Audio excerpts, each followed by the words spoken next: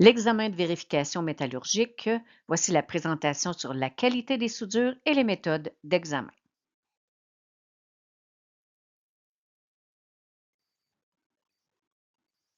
Voici les objectifs de la présentation. Différencier les différentes méthodes d'inspection de la qualité des soudures, comprendre le fonctionnement général de chacune de ces méthodes, choisir la méthode d'inspection la plus appropriée selon la tâche à exécuter. Cette présentation ne contient que les éléments de base. Des formations spécifiques sont à la disposition des personnes qui désireraient se perfectionner dans ce domaine ou pour les superviseurs d'ateliers accrédités par le Bureau canadien de soudage.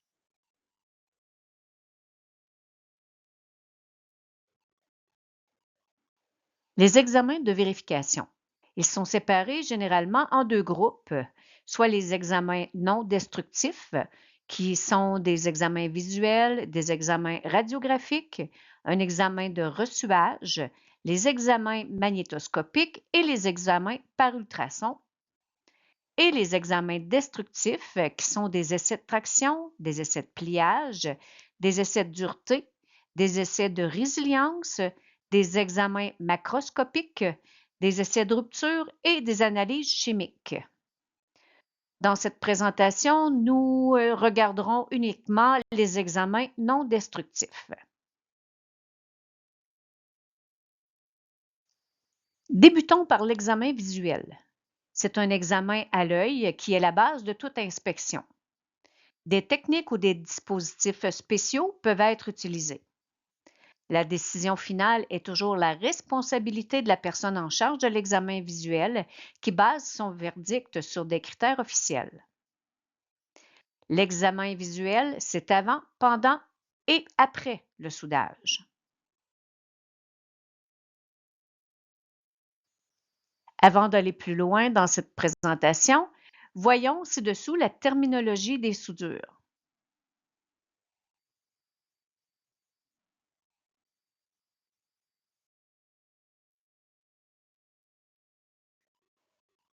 Es-tu prêt à répondre à une première question? Il existe trois types de discontinuité sur les fabrications métalliques, telles que dimensionnelles ou géométriques, structurales et défiance au niveau des propriétés. Selon toi, quelle est la bonne définition d'une discontinuité? Est-ce une interruption de la structure type d'un matériau ou son homogénéité? Une caractéristique naturelle, la taille, l'orientation, la position, etc., qui rendent un produit inacceptable? La résistance à la traction à une charge longitudinale sans se rompre ou la soudabilité du métal de base? La bonne réponse est l'interruption de la structure type d'un matériau ou son homogénéité.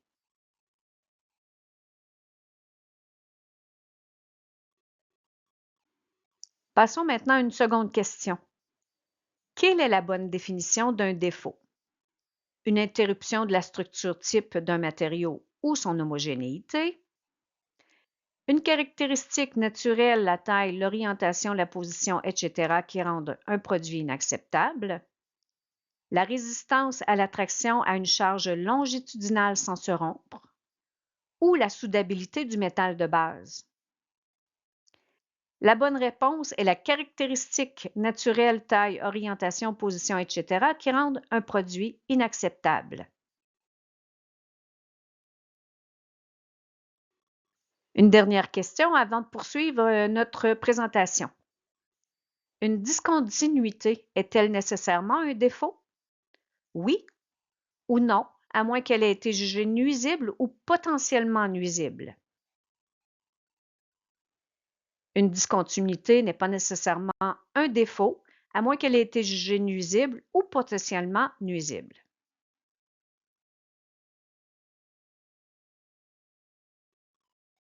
L'examen visuel. La liste suivante contient les principaux défauts recherchés lors d'une inspection visuelle. Ces défauts peuvent être associés parmi des discontinuités dimensionnelles ou géométriques, structurales et de déficience au niveau des propriétés.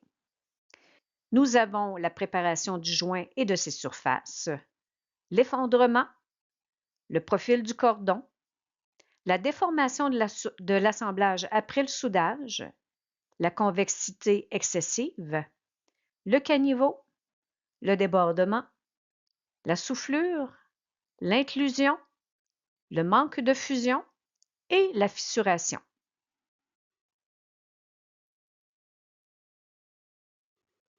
L'examen visuel avant le soudage, donc à la préparation du joint.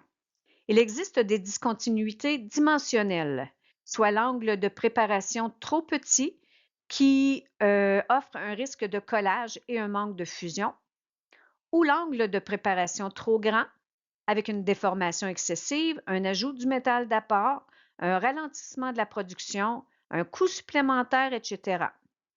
Dans le cas d'une soudure sur préparation en demi-V, combien requiert de plus de soudure un chanfrein de 35 degrés qui aurait dû être de 30 degrés en pourcentage? La bonne réponse est 21 %.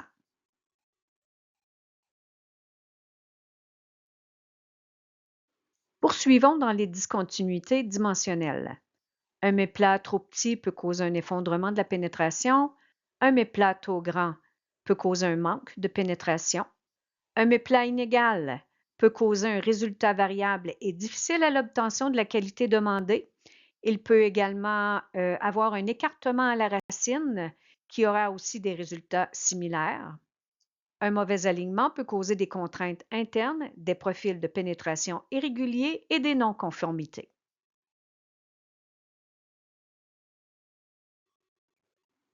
Un bord mal préparé, possiblement par la suite du procédé de coupage, peut produire des entailles et des rainures sur les surfaces. L'article 5.3.4 de la norme CSAW 59-13 établit les limites de tolérance touchant les limites de ces irrégularités et précise les correctifs à apporter s'il y a lieu. L'examen visuel pendant et après le soudage. Regardons les discontinuités dimensionnelles. Sur un profil de soudure d'angle, nous devons vérifier la dimension, le profil du cordon, le positionnement, etc. Sur les profils d'une soudure sur préparation, nous devons vérifier la dimension, le profil du cordon, le positionnement, etc. Nous devons vérifier la déformation due à la conception, car les soudures conçues de manière à ce que le métal soit déposé sur un seul côté de l'axe neutre du raccordement sont souvent à l'origine de déformations excessives.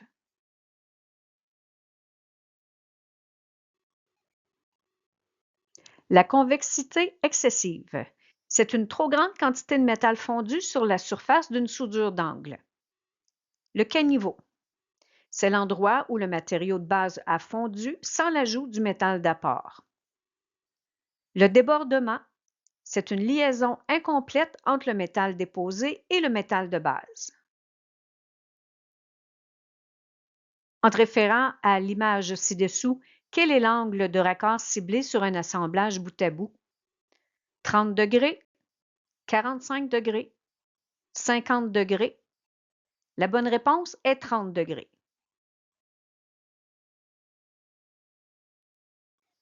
L'examen visuel pendant et après le soudage, discontinuité structurale. Les soufflures ou les porosités. Elles sont causées par des gaz provenant d'impuretés du métal de base, du métal d'apport ou des conditions climatiques. Les inclusions de laitier. Le flux utilisé pour capter les oxydes et les autres impuretés peuvent, dans certaines conditions, être emprisonnés sous et dans la soudure.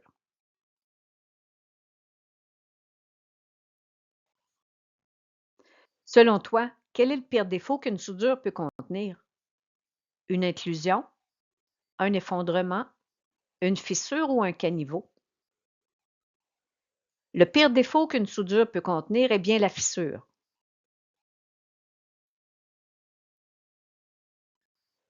Poursuivons avec les discontinuités structurales.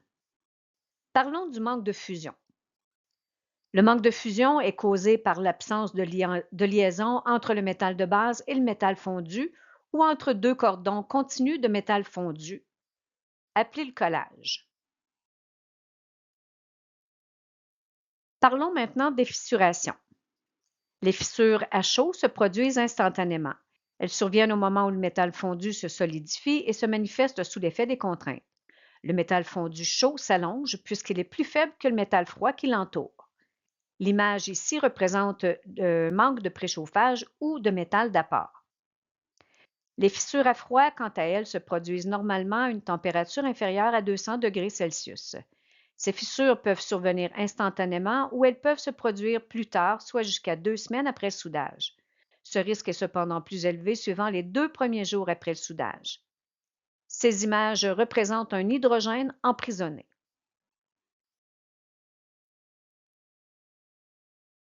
Pour l'examen visuel, certains instruments de mesure et de vérification sont requis, soit pour l'éclairage, une lampe de poche, etc., une loupe, une règle à mesurer, des jauges et plusieurs modèles sont disponibles.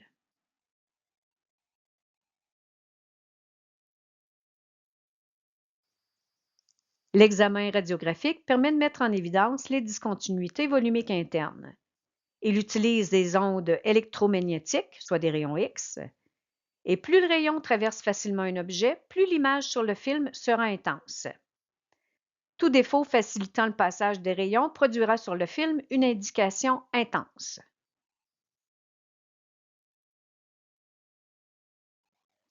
L'avantage de l'examen radiographique est qu'il produit une image qui devient une archive et il permet facilement de localiser les discontinuités. Par contre, cette méthode présente 3 inconvénients. L'équipement est très coûteux en termes de temps et d'équipement. Les rayons présentent un risque dangereux, de sorte que le personnel et les travailleurs doivent souvent quitter la zone concernée. Et est quelque peu limité aux discontinuités qui sont perpendiculaires par rapport à la direction du faisceau de rayonnement. L'examen par ultrason est accepté comme méthode de vérification des intérieurs des soudures en vertu de la majorité des normes. Par contre, il est souvent remplacé par l'examen de reçuage ou radiographique. Un palpeur propage des ondes sonores à haute fréquence à travers la soudure, lesquelles sont réfléchies jusqu'au palpeur par les discontinuités. Ce signal se transforme alors en une image qui peut être interprétée par un écran cathodique ou sur un ordinateur. Attention, seul un technicien compétent et expérimenté est en mesure d'effectuer un examen par ultrason.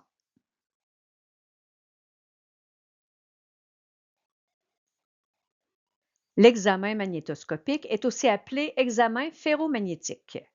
C'est un examen facile et rapide pour détecter les discontinuités qui débouchent à la surface ou qui sont situées très près de la surface. Il utilise un champ magnétique avec de la poudre de fer. Il existe 2 poudres, la poudre sèche et la poudre fluorescente.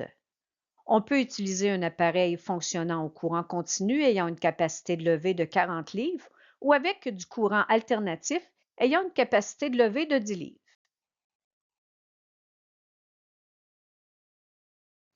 Terminons cette présentation avec l'examen par reçuage qui sert à détecter les discontinuités qui débouchent à la surface.